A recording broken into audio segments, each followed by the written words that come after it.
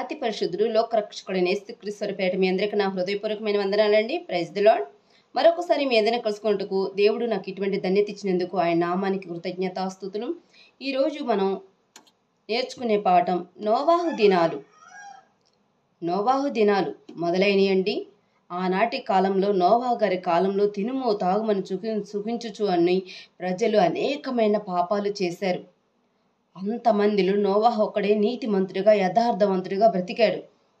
నోవాహుని దేవుడు అన్నారు, నోవాహు నువ్వు ఒక్కడివే నీతిమంతుడిగా ఉన్నాయా, ఇగో నీ కుటుంబం వరకు ఒక ఓడను కట్టుకో, ఇదిగో జలప్రళయం రాబోతుందని చెప్పినప్పుడు నోవాహు సువార్త ప్రకటించాడు. అనేకమైన పాపాలు చేశారు. దేవుని ఉగ్రత వస్తుంది, జలప్రళయం వస్తుంది, మీరు పశ్చాత్తాపడనని చెప్పినప్పుడు హేళన చేశారు. జలప్రళయం వచ్చింది. అలాగే యేసుక్రీస్తు వారు అనేకమైన ప్రవక్తలు వచ్చారు. ఇదిగో మనం ఎన్నో పాపాలు చేశాము, ఇదిగో ఎక్కనైనాను దేవుని వైపు తిరగండి అని చెప్పినప్పుడు కూడా అసలు పట్టించుకోకుండా తిరుగుతున్నారు. నోవాహు దినాలు మొదలైన జలప్రళయం వస్తుంది. ఎక్కడ చూసినా కొట్టుకుపోతున్నారు. ఎక్కడ చూసిన వరదలు, భూకంపాలు, యుద్ధాలు జరుగుతున్నాయి. దేవుని అక్కడ సూచన. ఆయనను గ్రహించట్లేదు, పశ్చాత్తాపడట్లేదు, దేవుని వైపు తిరగట్లేదు. ఎందుకు ఏర్పడ్డాయండి? అసలు ఈ ప్రకృతి ఎందుకు ఇలా మారింది? చూడండి. ఇర్మియా గారు రాసిన ఇర్మియా గ్రంథము 2వ అధ్యాయము చూడండి 17. నీ దేవుడైన యెహోవా నిన్ను మార్గములో నడిపించుచుండగా నీవు ఆయనను విసర్జించుట వలన నీకు నీవే ఈ బాధ కలుగు చేసుకుంటేవి కదా. ఈరోజు ఈ బాధ రావటానికి దేవుడు మన మంచి మార్గంలో నడిపించాలి. ఆయన మన తండ్రి, మన మంచి మార్గంలో నడిపించాలనుకున్నారు. కానీ ఆయన మార్గము మనకొద్దని త్రోసివేశాం. లోకాన్ని ప్రేమించాం, లోకం వైపు చూస్తున్నాం. మనం ఈ పాపాలు, ఈ బాధ తెచ్చుకోవటం మన వల్లే కదా, మనం చేసిన తప్పుల వల్లే కదా ఈరోజు మనం బాధపడుతుంది. చూడండి, అదే ఇర్మియా గారు రాసిన ఇర్మియా గ్రంథం 2వ అధ్యాయము 19 చూడండి. నీ దేవుడైన యెహోవాను విసర్జించుటయు నీకు నా ఎడల భయభక్తులు లేకుండాటయు బాధకును శ్రమకును కారణమగునని నువ్వు తెలుసుకొని గ్రహించినట్లు నీ చెడుతనము నిన్ను శిక్షించును, నువ్వు చేసిన ద్రోహం నిన్ను గద్దించుని ప్రభువును సైన్యములకు అధిపతి యెహోవా సెలవిచ్చుచున్నాడు. ఈరోజు మనం పడుతున్న బాధను దేవుని విసర్జించామంట.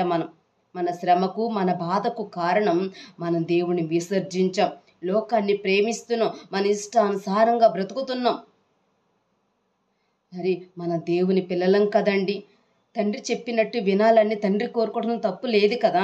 మన పిల్లలను కూడా మన మంచి మార్గంలో నడిపించాలని, మంచిగా వాళ్ళని మంచిగా వాళ్ళకు ఒక భవిష్యత్తుని ఇవ్వాలని దేవుడు ఎట్లా చూస్తున్నారు. మనం కూడా మన పిల్లలు అలా చూస్తుంటాం. కానీ మన పిల్లలు మనల్ని పట్టించుకోకపోతే ఎంత బాధ కలిగిద్దండి. అవసరమైతే ఒక మాట గద్దించో, ఒక దెబ్బ కొట్టు, మనం శిక్షించో, మన వైపు మనం చెప్పిన మార్గంలో ఎలా చూస్తాం. అలానే ఈరోజు నువ్వు చేస్తున్న ప్రతి సమస్యకు నువ్వు తెచ్చుకున్నయే. దేవా, నేను ఎక్కడ పడిపోయానని తెలిసి దేవుని వైపు తిరగలేకపోతున్నాం, పశ్చాత్తాపడలేకపోతున్నాం. ఈరోజు మనం పడుతున్న బాధకి శ్రమకి మనమే కారణం. చూడండి, మరి ఈరోజు ఈ కాలాలు మారటానికి కూడా చూడండి మనం చేసిన తప్పే. చూడండి, ఇర్మియా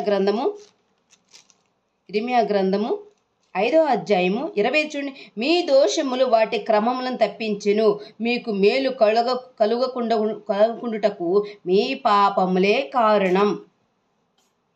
ఈరోజు ఋతువులు మారిపోవటానికి, కాలాలు మారిపోవటానికి మన పాపములే కారణం. మన పాపలు మనకు మేలు, ఈరోజు మనకు మేలు కలగట్లేదంటే ఈరోజు మనం చేసిన పాపమే కారణం. మరి పాపం చేస్తే మనం పాపం చేసేటప్పుడు దేవుడు శిక్షిస్తున్నాడా? నీ ఆలోచన వేరు, దేవుని ఆలోచన వేరు. తండ్రి ఒక మంచి మార్గం చూపించాలని చూస్తారు. అవసరమైతే ఒక దెబ్బ కొట్టైనా తన పిల్లలను తన వైపు తీసుకోవాలని చూస్తారు. ఈరోజు తండ్రి నుంచి నువ్వు గద్దిస్తున్నాడని గద్దింపునే తీసుకుంటున్నావు. కానీ ఆయన ప్రేమ ఎంతండి?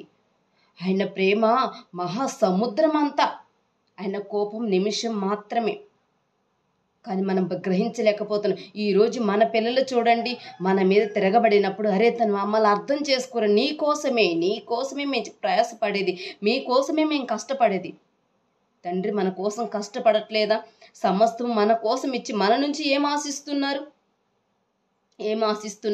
నువ్వు మంచిగా, నీతిగా, యథార్థంగా బ్రతికితే నాకు చాలు, తిరిగి నా దగ్గరికి రా, నేను భూమి మీదకి నీతిగా పంపించాను, తిరిగి నా దగ్గరికి రా. ఇదే కదా నేను కోరుకుంటున్నాను నీ నుంచి. నువ్వు నాకేమన్నా ఇచ్చావా? నీకోసం సమస్తము చేశాను నేను. ఇగో చూడండి, మనం తిని ఎంగిలి పడేసిన కుక్క మరి ఎంత విశ్వాసంగా ఉంటుంది. కుక్కే అంత విశ్వాసం గలదన్నప్పుడు సమస్తము నీ కోసమే నిర్మించి సమస్తము అనుభవించు అని ఇచ్చిన దేవునికి ఎంత విశ్వాసం కలిగి ఉండాలండి మనమందరం. అది మనం పట్టించుకోవట్లేదు, దేవుణ్ణి లెక్క చేయట్లేదు, దేవుణ్ణి పక్కన పడేస్తున్నాం. మన తల్లిదండ్రులుగా మనం ఎంత బాధపడుతున్నాం మన పిల్లల విషయమే, మన తండ్రి కూడా మన కోసం అంతే బాధపడుతున్నారు. చూడండి, ఈరోజు మీరు అనుకోవచ్చు, నేనేం పాపం చేశాను, అసలు నేనేం పాపం చేయలేదే అనుకుంటున్నావా? చూడు, దేవుడు చక్కని మాట తెలియజేశారు మనకి. మార్కు సువార్త 7వ అధ్యాయము 19 చూడండి. అది వాణ్ణి అంటే ఏంటిదండి? ఆహారము. అది వాణ్ణి హృదయంలో ప్రవేశింపక కడుపులోనే, అంటే ఆహారం తిన్నప్పుడు అది హృదయంలోకి వెళ్ళదు, అది ప్రవేశింపక కడుపులోనే ప్రవేశించిన తర్వాత అదేమవుద్ది? బహిని భూమిలో విడవబడును. ఇట్లా అది భోజన పదార్థములన్నిటినీ పవిత్రపరచును. మనిషి అంటే లోపలికి వెళ్ళేది ఆహారం మన పవిత్రంగా వెళ్తుంది, బయటికి వచ్చేటప్పుడు అది అపవిత్రంగా వస్తుంది. అయితే చూడండి, లోపలి నుండి అనగా మనుషుల హృదయములో నుండి దురాలోచనలు, జారత్వములను, దొంగతనమును, నరహత్య, వ్యభిచారములను, లోభములను, చెడుతనములను, కృత్రిమమును, కామ వికారములను, మస్తరమును, దేవదూషణయు, అహంభావమును, అవివేకమును వచ్చును. ఈ చెడ్డవన్నీయు లోపలి నుండే బయలువెళ్ళి మనుషుని అపవిత్రపరచునని ఆయన చెప్పెను. ఆహారము పవిత్రము, హృదయంలో నుంచి వచ్చేది అపవిత్రము. ఇవన్నిటి వల్లంట మన పాపంలో పడిపోతున్నామంట. మరి ఒక్కసారి ఆలోచించండి. మీరు అనుకోవచ్చు, నేనేం పాపం చేశాను అనొచ్చు. నిజంగా ఇందుట్లో చెప్పిన ఏ ఒక్కటి మనలో లేదా? కుళ్ళు కుతంత్రాలతో లేవా మనం? అసూయ, ఒకడు ఎదుగుతున్నాడంటే ఇంకోటికి అసూయ, పాపం జరుగుతుంది, జారత్వం జరుగుతుంది, జరగట్లేదంటారు. ఇవన్నీ పాపము. ఇదంతా దీని వల్లనే పాపం పరిపక్వమై మరణాన్ని కంటుంది. ఇవన్నీ మనం చేస్తూ దేవుడు నన్ను శోధిస్తున్నాడు, దేవుడు అసలు నన్ను పట్టించుకోవట్లేదని అడుగుతున్నవే, నువ్వు నీతిగా, నిజాయితీగా, యథార్థవంతుడిగా ఉన్నావా? దేవుడు ఈరోజు మనం కూడా మన పిల్లల్ని ప్రేమించేటప్పుడు మనం చెప్పిన మాట విన్నవాడిని ఒకలాగా చూస్తాం, మనకు చెప్పిన మాట వినకుండా విరుద్ధంగా ఉండి మన వైపు మన మీద తిరగబడే పిల్లల్ని మనం ఒకలాగా చూస్తాం. కానీ దేవుడు అలా కాదు, అందరినీ ఏకరీతిగా ప్రేమిస్తాడు. నువ్వు ఇన్ని చేసినా కూడా నీకోసం వర్షం రావట్లేదా? నీకోసం ఆహారం సిద్ధం చేయట్లేదా? నీకోసం సమస్తము చేస్తున్నారే, ఆయన ప్రేమ అండి. మనల్ని ఎంతగా ప్రేమిస్తున్నారు. ఇవన్నీ కూడా పాపం. ఇవన్నీ మనం చేస్తున్నా కాబట్టి ఆయన మంచి మార్గం నడిపించాలనుకుంటున్నాడు, కానీ మనం చెడు మార్గాన్ని ఎంచుకున్నాం. తండ్రి ఎంత బాధపడుతుండో. ఈరోజు మనం చూస్తున్న యూట్యూబ్లో అంటే దేవుడు దూషిస్తాడా, దేవుడు మరి యాక్సిడెంట్లు చేస్తారా, దేవుడు మరి మనల్ని ఇబ్బందులు పెడతాడా? ఇబ్బందులు పెట్టడండి దేవుడు. చూడండి, మన పిల్లలు మనల్ని కాకుండా పక్కింటి వారిని మన ముందు పొగిడితే మనకెంత బాధ ఉంటుంది. అరే, నా పిల్లలేంటి నన్ను నా గురించి చెప్పకుండా వేరే తల్లిదండ్రుల గురించి చెప్తున్నాడే అని మనం ఎంత కృంగిపోతామండి.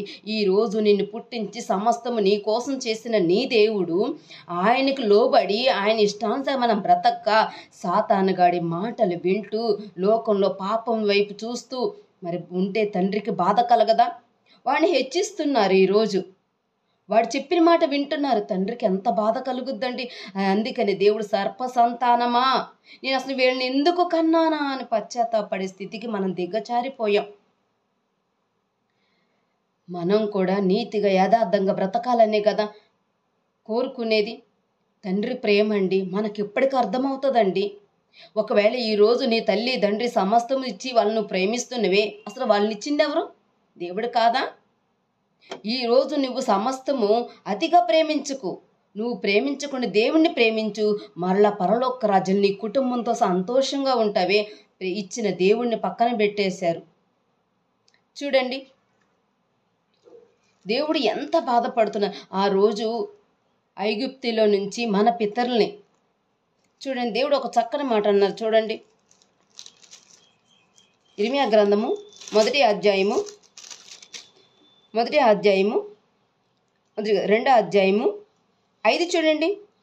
యెహోవా ఎలాగో సెలవిచ్చుచున్నాడు, నా యందు ఏ దుర్నీతి చూసి మీ పితరులు వ్యర్థమైన దాన్ని అనుసరించిరి, తాము వ్యర్థమగునట్లు నా యుద్ధ నుండి దూరముగా తొలగిపోయిరి అడుగుతున్నారు. చూడండి, నేను ఐగుప్తి చెర నుంచి విడిపించానే, వారు నన్ను నమ్మాలని ఎన్నో అద్భుత కార్యాలు వారి ముందు నేను చేశానే, ఎన్నో సూచక్రియలు చేశానే, ఎన్నో మహత్కార్యాలు నేను చేశానే, వారిని అక్కడి నుంచి తీసుకొచ్చి ఎర్ర సముద్రం పాయలు చేశానే.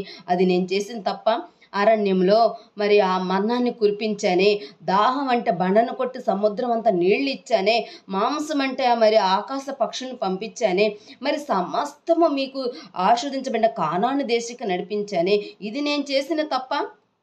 మరి వాళ్ళు ఎందుకు తప్పిపోయారు? ఈరోజు కూడా మీ ఎడలు నేను ఎన్నో అద్భుత కార్యాలు చేశానే, మీ జీవితం ఇవాళ మీరు సజీవ లెక్కలో ఉన్నారంటే నా కృపను బట్టే కదా. మరి ఏ దుర్నీతి చూసి నా నుంచి ఈరోజు మీరు దూరం అయిపోతున్నారు? వాడేమో సాతానేమో మిమ్మల్ని పాపంలో పడేసి నరకాన్ని తీసుకుపోవాలన్న వాడిని ప్రేమిస్తున్నారు. మీరు నీతిగా యథార్థంగా బ్రతకండి, మీకు కావాల్సిన ప్రతి కోసం నేను తీరుస్తాను, ఇగో పరలోక రాజ్యం మన ఇల్లు, నా దగ్గరికి రండి అని ప్రేమించే దేవుణ్ణి దూరం పెట్టారు. ఇదిగో పాతాళానికి తీసుకెళ్లే వాడినేమో ప్రేమిస్తున్నారు. ఈరోజు ఈ పాపం పెరిగిపోతుందంటే వాడిని ప్రేమిస్తున్నారు, వాడు చెప్పిన మాట వింటున్నారు. ఎన్ని ఘోరమైన పాపాలు జరుగుతున్నాయండి లోకంలో. ఎంత భయంకరమైన స్థితిలో మనం ఉన్నాం.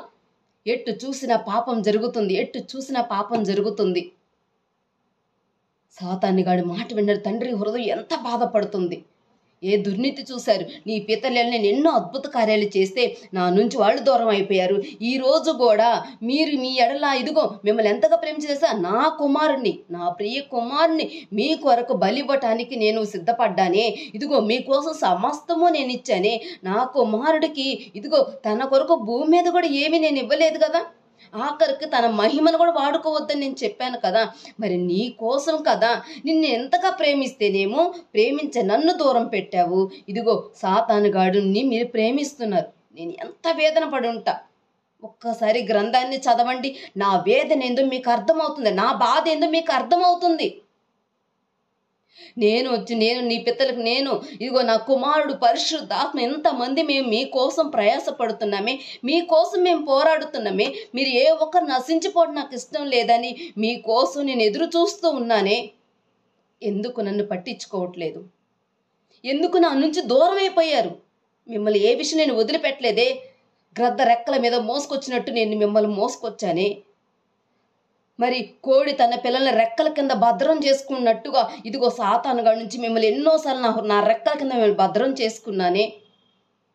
నేనేందో మీకు అర్థం కాలేదా? ప్రతిరోజు ప్రతి దినము గ్రంథాన్ని చదువుతున్నారే, పెదవులతో మాత్రమే నన్ను ఆరాధిస్తున్నారు, కానీ మీ హృదయం నాకు దూరంగా ఉంది. ఎందుకు గ్రహించలేకపోతున్నారు? ఇన్ని పాపాలు చేసావు నువ్వు, అయినను నేను నీకు ఇంకా ఇప్పుడు ఎందుకు నేను సహాయం చేయలేకపోతున్నానో తెలుసా? చూడండి, యెషయా గారు రాసిన యెషయా గ్రంథము 59వ అధ్యాయము 59 మొదటి అధ్యాయం. రక్షింపనేరక యుండినట్లు యెహోవా హస్తము కొరచ కాలేదు, విననేరక యుండినట్లు ఆయన చెవులు మందము కాలేదు. మీ దోషములు మీకును మీ దేవునికి అడ్డంగా వచ్చెను, మీ పాపములు ఆయన ముఖమును మీకు మరుగుపరిచెను, కనుక ఆయన ఆలకింపకున్నాడు. ఈ రోజు కూడా ఇంత పాపం చేస్తున్నా కూడా మీకు నేను సహాయం చేయడానికి సిద్ధంగా ఉన్నాను. మీకు సహాయం చేయడానికి నా చెయ్యి కురస కాలేదు. ఇదిగో మీరు మొర పెడుతున్నారే, మీ మొర వినడానికి నా చెవులు మందంగా ఏం లేవు. కానీ ఇదిగో నీకు నాకు అడ్డుగా పాపం ఉంది, దాన్ని ఒప్పుకో, పశ్చాత్తాపడు, ఒప్పుకో. నిన్ను క్షమించటానికి యేసుక్రీస్తు దేనికి వచ్చారండి? క్షమించబడుటకు, నశించిపోతున్న రక్షించుటకు వచ్చారు ఆయన. ఇగో ఈరోజు నీ పాపాలు ఒప్పుకో, ఆయన రక్షిస్తారు. ఇగో నీతోనే మాట్లాడుతున్నా ఈరోజు. ఇదిగో నీ సహాయం చేయుటకు నా చేయి కురచ కాలేదు, నీ మొర వినుటకు ఇదిగో నా చేయులు, నీ మొర వినకుండా నా చెవులు మందం కాలేదు. కానీ నేను నీకు సహాయం చేయాలంటే నీకు నాకు అడ్డుగా ఏముందో తెలుసా? పాపం ఉంది. నేను నీకు ఈరోజు మొర పెడుతున్నా, నేను నీకు ఎందుకు సహాయం చేయలేకపోతున్నానో తెలుసా? నీ పాపాన్ని నువ్వు తొలగించుకో, పాపాన్ని ఒప్పుకో, ఇదిగో నేను నీకు సహాయం చేస్తాను. ఇగో నువ్వు భయంకరమైన స్థితిలోకి రాబోతున్నావు.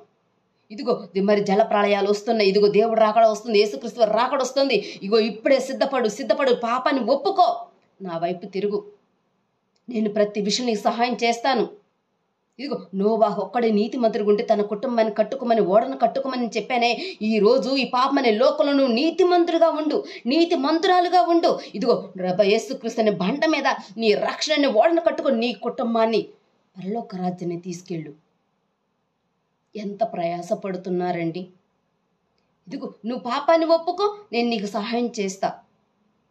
ఎందుకంటే ఆయన పరిశుద్ధుడు, మనం పరిశుద్ధుగా పరిశుద్ధులంగా ఉండాలని ఆయన కోరుకుంటున్నాడు. పరిశుద్ధులను ఇప్పుడు మన పిల్లలను మరి తప్పు చేస్తే కొడతాం, కానీ చావాలని కోరుకోము. అలానే ఇదిగో నువ్వు చేసిన పాపాల వల్లే వచ్చినాయి తప్ప ఆయన నిన్ను శిక్షించడు కాదు, నువ్వు చేసిన పాపాలకే ఆయన తెచ్చుకున్నావు. ఒకవేళ నువ్వు దేవునిలో ఉంటూ దేవుని చిత్తానుసారంగా బ్రతుకుతూ నీతిగా యథార్థవంతుడిగా ఉన్నావా, నీకైనా సమస్యలు వచ్చినాయా? ఇది యోబుని గుర్తు చేసుకో. యోబు దేవునిలోనే ఉన్నాడు, నమ్మకస్తుడిగా యథార్థవంతుడిగా ఉన్నాడు, తనకున్నది సమస్తము పోయింది, ఆయన దేవుణ్ణి దూషించలేదు, ఆయన ఎందు నమ్మకస్తుడిగా ఉన్నాడు, రెండంతల ఆశీర్వాదాన్ని పొందుకున్నాడు. ఒకవేళ ఈ రోజు నీకు సమస్యలు రావటానికి నిజంగా నువ్వు దేవునిలో ఉన్నావా, ఆయనకు ప్రార్థన చేస్తున్నావా, మొరపెడుతున్నావా, ఆయనకి ఇష్టానుసారంగా ఆయన చిత్తానుసారంగా నువ్వు ఉంటున్నావా? లేకపోతే ఒకవేళ ఈ సమస్యలు తెచ్చుకుంటున్నామేమో, దేవా నేను చేసిన తప్పయ్యా, నువ్వు నన్ను ఎంతగా ప్రేమిస్తున్నావంటే ఈ లోకంలో మనుషులు ఎవరు నా కొరకు ప్రాణం పెట్టరయ్యా, అయ్యా నన్ను ఎంతగా ప్రేమించాడు, నీ ప్రియకుమారుడు నా కొరకు చనిపోమని బలవమని నా కొరకు నువ్వు పంపించావయ్యా అని పశ్చాత్తాపడండి. ఇంకా ఇంత జరుగుతున్నా కూడా, ఇంత జల ప్రళయాలు వస్తున్నాయి, ఇన్ని భూకంపాలు వస్తున్నాయి, యుద్ధాలు జరుగుతున్నా కూడా ఈ రోజు నువ్వు నేను సజీవు లెక్కలో ఉంటే దేవుడు ఎందుకు ఆలస్యం చేస్తున్నారు చూడండి. యెషయా గ్రంథము 30వ అధ్యాయము, యెషయా గారు రాసిన యెషయా గ్రంథము 30వ అధ్యాయము 30:18 చూడండి. 30:18 కావున మీ యందు దయచూపవలనని యెహోవా ఆలస్యం చేయుచున్నాడు, మిమ్మును కరుణింపవలనని ఆయన నిలవబడి ఉన్నాడు. యెహోవా న్యాయము తీర్చు దేవుడు, ఆయన నిమిత్తం కనిపెట్టుకున్న వారు ధన్యులు. ఆలస్యం చేస్తున్నాడు ఎందుకో తెలుసా? ఇంకా నువ్వు పశ్చాత్తాపడతావేమో, నా వైపు తిరుగుతావేమో, తండ్రి అని నాకు ప్రార్థన చేస్తావేమో, తండ్రి అని నా వైపు తిరుగుతావేమో, అందుకే నేను ఆలస్యం చేస్తున్నా. ఈరోజు ఎక్కడెక్కడో జలప్రళయం వచ్చినా ఇంకా నీ దాకా రాలేదంటే నేను ఆలస్యం చేస్తున్నంటే ఇంకా నువ్వు లోబడాలని చూస్తున్నా. నీ మీద కనికరం కలిగి ఉన్నాను, నీ మీద దయ చూపిస్తున్నా, నేను కనికరంతో ఉన్నాను. నేను దయచేసి ప్రతి ఒక్కరు పశ్చాత్తాపడండి, దేవుని వైపు తిరగండి. ఏ విషయంలో నువ్వు పడిపోయావో, కుళ్ళు కుతంత్రాల, అసూయ, కుళ్ళు బుద్ధుల, పాపమా, దొంగతనమా, వ్యభిచారమా, దేవదూషణ, మరి అనేకమైన పాపాలు చేస్తున్నా ఈ క్షణం ఎంత ఘోరమైన పాపమైనా సరే దేవుడిని క్షమించడానికి సిద్ధంగా ఉన్నారు. దేవునికి నీకు అడ్డుగా ఉన్న ఆ పాపాన్ని నువ్వు తొలగించుకో. దేవుణ్ణి చూడటానికి నీ మనోనేత్రాలు తెరువు. చూడండి, దేవుడు ఏమన్నారు? ఒకవేళ దేవునికి బ్రతుకునిచ్చి, దేవుడు నీకు బ్రతుకునిచ్చి ఇస్తే దేవుని పక్కన పెట్టావే, దేనికోసం నీ ప్రయాస, దేనికోసం నీ బ్రతుకు, దేనికోసం బ్రతుకుతున్నావు, దేనికోసం నువ్వు పరిగెడుతున్నావు, చూడండి. మార్కు సువార్త 8వ అధ్యాయము 35 తన ప్రాణం రక్షించుకొనుగోరువాడు దాన్ని పోగొట్టుకొను, నా నిమిత్తమును సువార్త నిమిత్తం తన ప్రాణం పోగొట్టుకొనివాడు దాన్ని రక్షించుకొను. ఒకడు సర్వలోకమును సంపాదించుకుని తన ప్రాణం పోగొట్టుకొనుట వానికి ఏమి ప్రయోజనము? మనుషుడు తన ప్రాణమునకు ప్రతిగా ఏమి ఇవ్వగలుగును? చూడండి, వ్యభిచారమును పాపమును చేయు ఈ తరం వారిలో నన్ను గూర్చు, నా మాటలు గూర్చు సిగ్గుపడవాడెవడో వాడిని గూర్చి మనిషి కుమారుడు తన తండ్రిని మహిమ గలవాడే పరిశుద్ధ దూతలతో కూడా వచ్చినప్పుడు సిగ్గుపడని చెప్పాను. చూడండి, సర్వం సంపాదిస్తు నువ్వు పరిగెడుతున్నావు, డబ్బు పరిగెడుతున్నావు, పని డబ్బు అని పరిగెడుతున్నవే, అంత సంపాదిస్తున్నావు, నీ ఆనందాన్ని కూడా పక్కన పెట్టావు, నీ సంతోషాన్ని పక్కన పెట్టావు, బిడ్డల కోసమని పరిగెడుతున్నావు, ప్రయాసపడుతున్నావు. కానీ మరి ఇంత ప్రయాసపడుతున్నవే, మరి నువ్వు చనిపోయేటప్పుడు ఏం తీసుకెళ్తావు? దేవుడు ఏం చెప్తున్నారు? ఒకడు సర్వం సంపాదించుకుని తన ప్రాణం కోల్పోతే ఏం ప్రయోజనం? నా నిమిత్తము అంటే దేవుని కొరకు నీతిగా యథార్థంగా బ్రతికి నువ్వు చనిపోయావా, తిరిగి నువ్వు మరలా నీ ప్రాణాన్ని పొందుకుంటావు. నీ కుటుంబాన్ని కాకుండా దేవుని అధికంగా ప్రేమించావా, లోకాన్ని కాక దేవుని అధికంగా ప్రేమించావా, దేవుని చిత్తానుసారంగా నువ్వు బ్రతికావు, దేవుని ఇష్టడిగా నువ్వు ఉన్నావా, తిరిగి నీ ప్రాణాన్ని నువ్వు పొందుకుంటావు, నీ కుటుంబాన్ని పొందుకుంటావు. ఒకవేళ నువ్వెంత సంపాదించినా అది భూమి మీద వదిలిపెట్టి పోవాల్సిందే. ఒకవేళ నీ బిడ్డల కొరకు రేపు భవిష్యత్తు కోసం సంపాదిస్తున్నవా, నీ ఆనందాన్ని పక్కన పెట్టి దేవుని కొరకు ఏం చేసావు? నలుగురు ఆత్మను రక్షించావా, దేవుని సువార్త చెప్పావా, లేదా నీతిగా యథార్థంగా నువ్వు బ్రతికావా? నువ్వు చనిపోతే నీ బిడ్డలే కాదు కదా, నీ ఇరుగు పొరుగు ఎవ్వరు కూడా ఒక గంట నీ ఇంట్లో ఉంచరే. ఎందుకు నీకు ప్రయాస? దేవుని కొరకు ప్రయాసపడండి, నీతిగా యథార్థంగా బ్రతకటానికి ప్రయాసపడండి. ఏం నీ ప్రాణం పోగొట్టుకుంటే వచ్చే లాభం ఏంటి నీకు? దేవుని కొరకు ప్రాణాన్ని పోగొట్టుకుంటే నువ్వు మళ్ళీ పొందుకుంటావు. చూడండి, క్రీస్తు మరి ఇంత చెప్పిన తర్వాత కూడా, నేను ఇంతగా బతిలాడిన తర్వాత కూడా నువ్వు వినకుంటే ఇప్పుడు భూమి మీద ఏం జరుగుతున్నాయో చూడండి. మార్కు సువార్త 13వ అధ్యాయము, మార్కు గారు రాసిన మార్కు సువార్త 13వ అధ్యాయము 29 చూడండి. 13:20. ఆ ప్రకారమే మీరు ఈ సంగతులు జరుగుట చూసినప్పుడు ఆయన సమీపంలోనే ద్వారము దగ్గరే ఉన్నాడని తెలుసుకొనుడి. ఇవన్నీ జరుగు వరకు ఈ తరం అంతం గతింపదని నిశ్చయంగా మీతో చెప్పుచున్నాను. ఆకాశమును భూమిని గతించగా నా మాటలు గతింపవు. అంటే ఇదంతా జరుగుతుంది, ఇదంతా మరి యుద్ధాలు జరుగుతున్నాయి అంటే, కరువులు వస్తున్నాయి అంటే, మరి భూకంపాలు వస్తున్నాయి అంటే, వరదలు వస్తున్నాయి అంటే ఆయన పరలోక రాజ్య గుమ్మం దగ్గర ఎదురు చూస్తున్నారు. అది ఎప్పుడు వెళ్ళమంటారో దేవునికి యేసుక్రీస్తు వరకు తెలియదు, దూతలకు తెలియదు, మనుషులకు తెలియదు ఆయన ఎప్పుడు వస్తారన్నది. అయితే ఆయన దేవుడు తండ్రి ఎప్పుడు వెళ్ళిపో అంటారేమోనని ఆయన అదిగో చూడండి ఏమన్నారంట,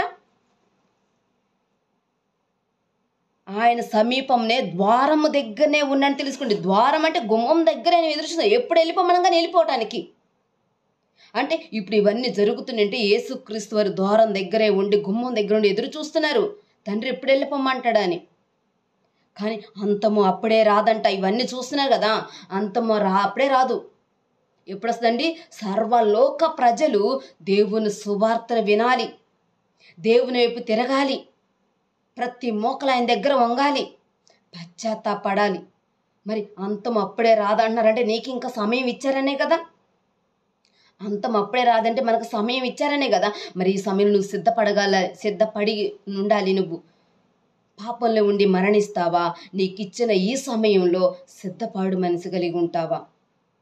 మనం సిద్ధపాటు మనసు కలిగి ఉండాలి. మన బ్రతుకును తీర్చిదిద్దుకోవాలి. మనకిచ్చిన ఈ కొంచెం సమయంలో పాపాన్ని ఒప్పుకో, కప్పుకోవద్దు, నిన్ను నువ్వు తగ్గించుకో, నీకు ఎంత ఉన్నా తగ్గించుకో, దేవుణ్ణి ప్రేమించు. దేవుడు ఇంకా ఆలస్యం చేస్తున్నారు అంటే ఇంకా నువ్వు ఏదో రక్షణ, నువ్వు మారాలని, దేవుని తిరగాలని ఇంకా ఎదురు చూస్తున్నాడు. కనికరం కలిగి ఉన్నాడు నీ మీద దయ చూపిస్తున్నారు ఆయన. పశ్చాత్తాపడు. చూడండి,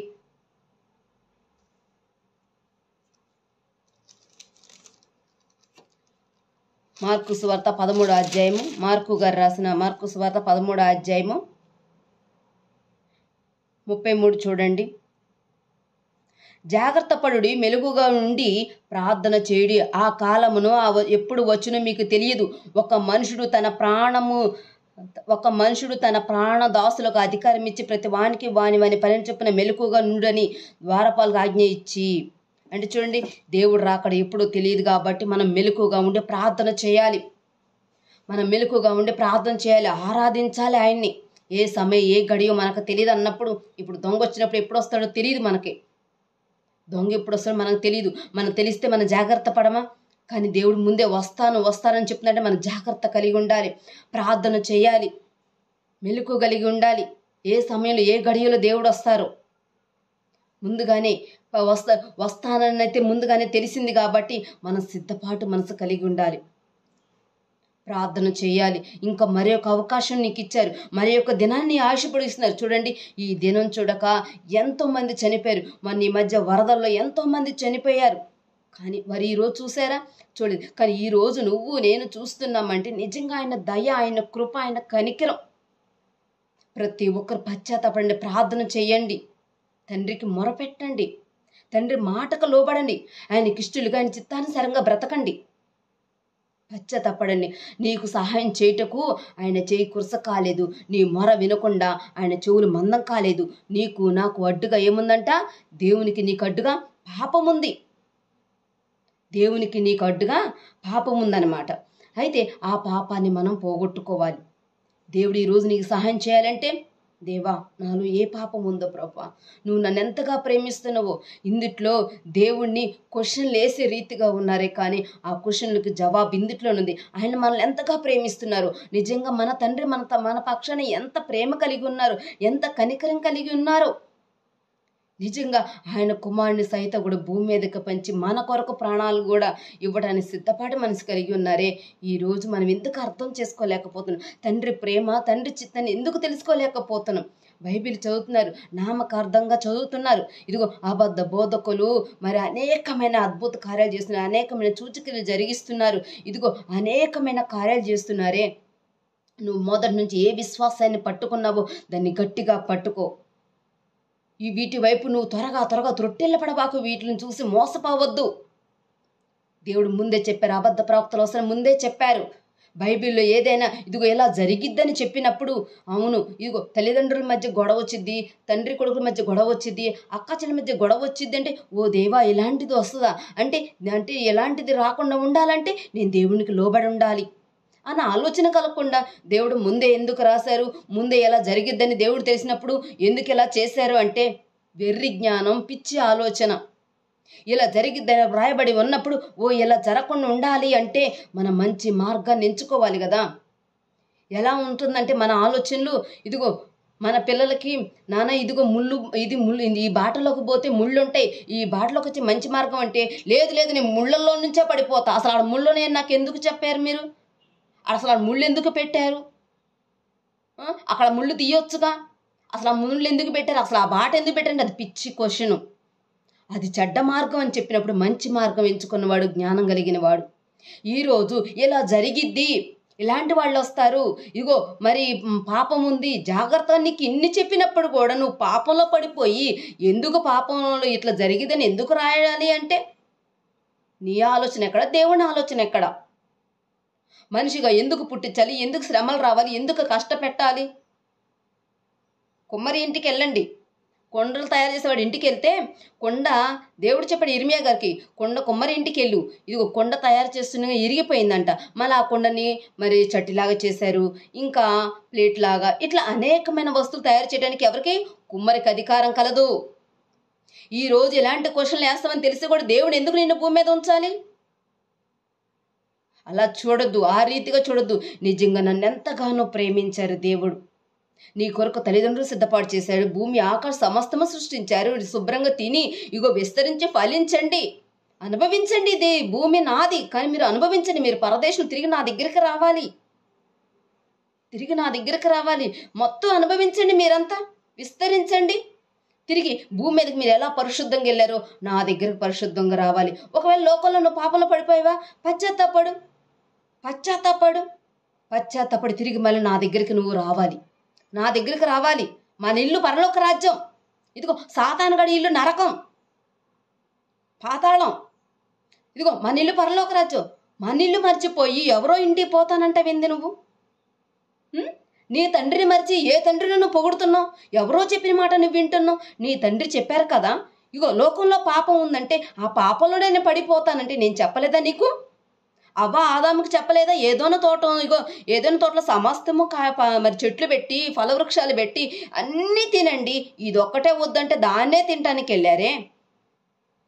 మరి దేవుడు లోకంలో పాపం ఉంది, జాగ్రత్త ఉంది, వ్యభిచారం ఉంది, దొంగతనం ఉంది, మోసం ఉంది, కుతంత్రాలు వస్తాయి, కుళ్ళు బుద్ధులు ఉన్నాయి, ఒకరు చంపుకుంటున్నారు, ఇదిగో ఒకరి మీద ఇలాంటివి వస్తాయి అని చెప్పినప్పుడు అయ్యో దేవా ఎలాంటివి వస్తాయి అని చెప్పేసి దానికి దూరం ఉండకుండా అసలు ఎట్లా ఉంటుందో చూస్తానని చెప్పేసి వెళ్ళిపోతే, త్రాగుబోతాడు ఒక్కసారి త్రాగి చూద్దాం అని చేసినప్పుడు ఒక్కసారి తాగడం మొదలు పెడితే మానేస్తాడా అండి? మానేస్తాడా? అలానే లోకమైన పాపంలో ఒక్కసారి నేను చూస్తానన్నప్పుడు పాపంలోకి వెళ్ళిపోతే దాని నుంచి లాక్కోవడం కష్టం. కానీ విరిగి నలిగిన హృదయంతో ఆ పాపాన్ని నువ్వు బద్దలు కొట్టొచ్చు. విరిగి నలిగిన హృదయం దేవుని మీద మొరపెట్టు. విరిగి నలిగిన హృదయం దేవునికి ఆరాధించు. నీ పాపాలు క్షమించడానికి, నీ పాపాలు తొలగించడానికి ఆయన సిద్ధంగా ఉన్నారు. ప్రియమైన సహోదరి సహోదరురా, ఒక్కసారి ఆలోచించండి. లోకంలో పాపం ఉంది.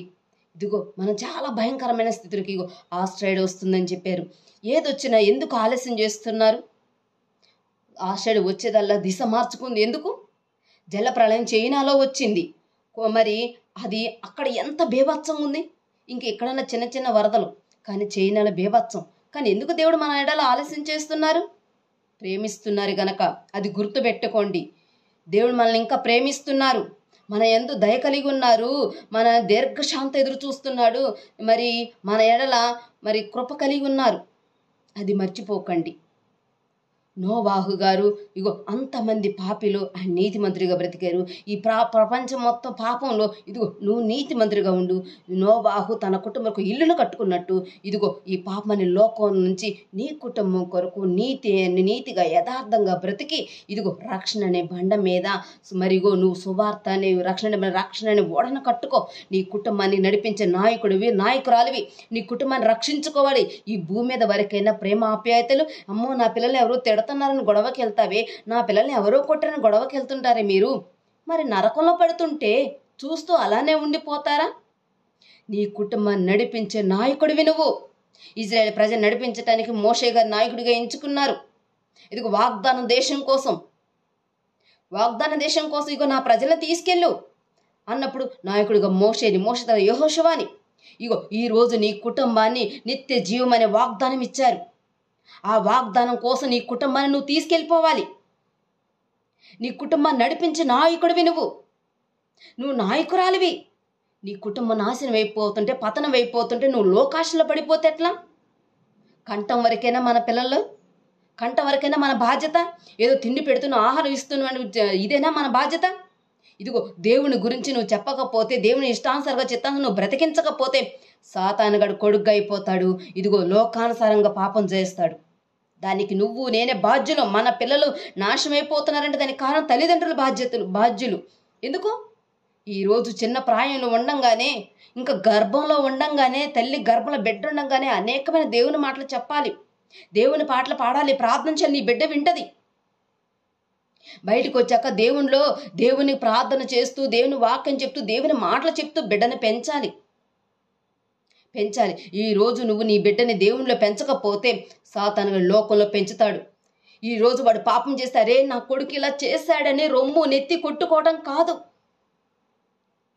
ఈరోజు చిన్నపిల్లల పెద్దవాళ్ళు మొదలుకొని చిన్నపిల్లల వరకు పాపం చేస్తున్నారు. ఎంత ఘోరమైన పాపాలు చేస్తున్నారు మనకు తెలుసు. ఈరోజు నీ పిల్లలకు నువ్వు దేవుని గురించి పరిచయం చేయకపోతే సాతానుగాడు లోకం గురించి పరిచయం చేస్తాడు. దానికి బాధ్యులవు మనమే, తల్లిదండ్రులమే. దయచేసి ప్రతి ఒక్కరు కూడా దేవుని ప్రతి మాటకు లోబడండి, పశ్చాత్తాపడండి, ఇదిగో సిద్ధపడండి. దేవుడు రాకడ ఎప్పుడు వస్తుందో తెలియదు. మెలకుగా ఉండి ప్రార్థన చేయమని కోరుకుంటూ ఈ వాక్యం మన దీవించి ఆశ్రయించబడును గాక. ఆమేన్. Praise the lord.